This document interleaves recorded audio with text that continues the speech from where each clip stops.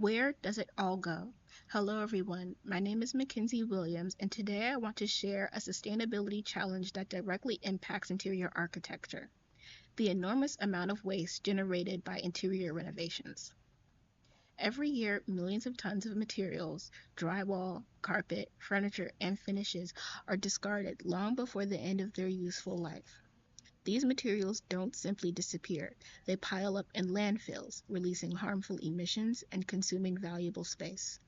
This isn't just a design issue, it's an environmental crisis. As interior architects, we hold the power to influence what materials are chosen, how long they last, and whether they contribute to a healthier planet or a growing waste problem. In the United States, construction and demolition waste make up nearly 40% of total solid waste, and a significant portion of that comes from interior spaces. Think about office remodels, retail updates, or residential renovations. Materials are often ripped out and replaced simply to refresh aesthetics or follow trends. This cycle of constant replacement is unsustainable. Interior architects are at the center of this issue because our decisions about finishes, furniture, and layouts directly determine whether a product generates waste or embraces longevity. When we choose short-lived synthetic materials, we contribute to landfill overflow. But when we design with durability, adaptability, and sustainability in mind, we can break the cycle and create interiors that serve both people and the planet. Impact of the problem. The consequences are serious and multifaceted. First, environmental.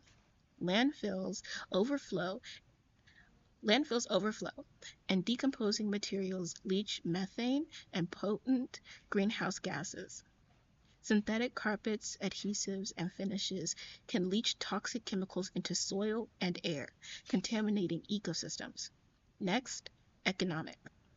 Building owners face higher costs from frequent renovations, disposal fees, and need to purchase new products. This cycle drains resources that could be invested in long-term improvements. Finally, human health. Occupants are exposed to poor indoor air quality from volatile organic compounds, VOCs, in new finishes, which can cause headaches, respiratory issues, and long-term health risks. This problem demands attention because interior architects are uniquely positioned to change this cycle. We are the decision makers who can shift the industry toward circular design, adaptive reuse, and healthier environments.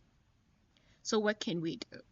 First, we can choose sustainable materials with recycled content, cradle-to-cradle certification, or low VOC finishes.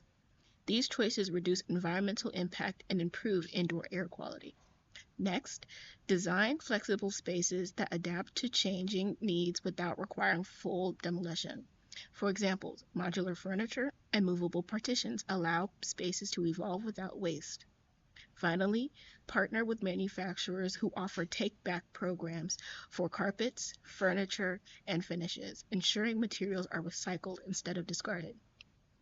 If we commit to these practices, we can dramatically reduce waste, create healthier environments, and set a new standard for sustainable interior architecture. The future of design isn't just about beauty, it's about responsibility. By rethinking how we design interiors, we can lead the way toward a more sustainable and resilient and inspiring built environment.